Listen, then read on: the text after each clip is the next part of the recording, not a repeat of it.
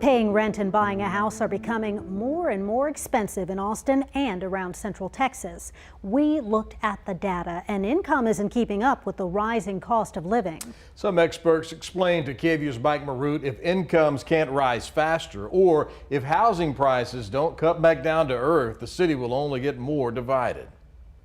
I have a 1-year-old and I'm expecting another one here in a couple weeks. Meet Maureen Smith, a respiratory therapist with 20 years experience who moved to the Austin area at the beginning of the pandemic. I was really bitter at first because all the low balls of, pay. I said, you got to be kidding me. I mean, come on. Smith and her family moved here because her husband grew up in Texas, but she says these past 2 years have been pretty tough. The pay was just so low that you couldn't even make ends meet.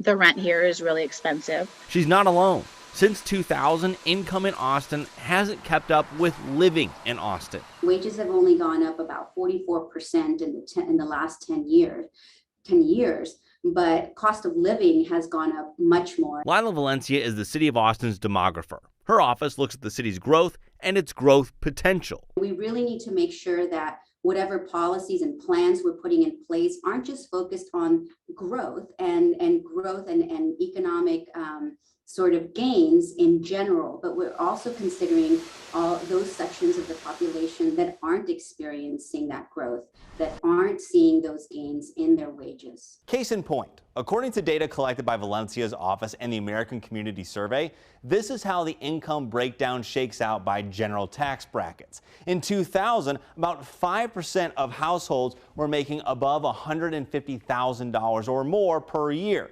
In 2010, that grew to about 9%, 2015, 15%, and in 2020, that was about 20%.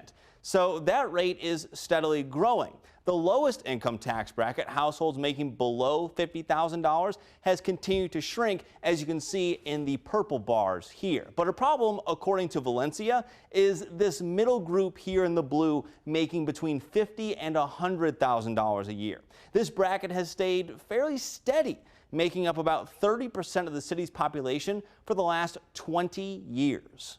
We don't ever want to see a sort of bifurcated income distribution where you have a very small middle class, a very large, really high income class, and then a relatively smaller low income class, right? That really, shows that your city is split in a lot of ways. No matter, what your income bracket is, you should be able to, see increases in your wages and be able to, progress in terms of opportunities for yourself and for your family and ultimately for your children. Another problem facing everyone in Austin and those looking to move here is the cost of housing. It all comes down to there's more demand for housing in Austin, Texas than the supply that we create. Kevin Burns started Urban Space more than 20 years ago, primarily dealing in downtown Austin housing, which, like the rest of Austin, has only gotten more expensive.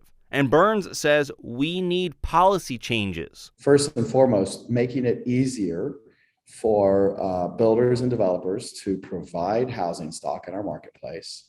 And that's through further density.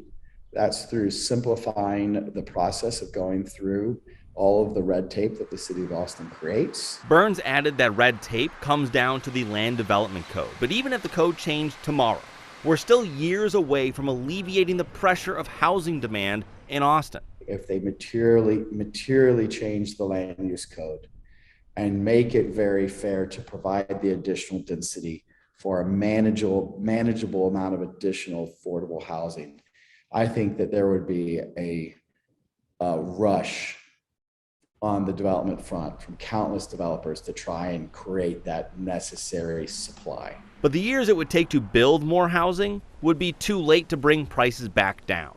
So to make ends meet, Smith says she's looking for another solution. I love it here, so I don't really want to move. I want to stay in this area. I'm going to figure out a new career. I know I can do it, It's just not going to be in what I used to do. In Austin, I'm Mike Marute.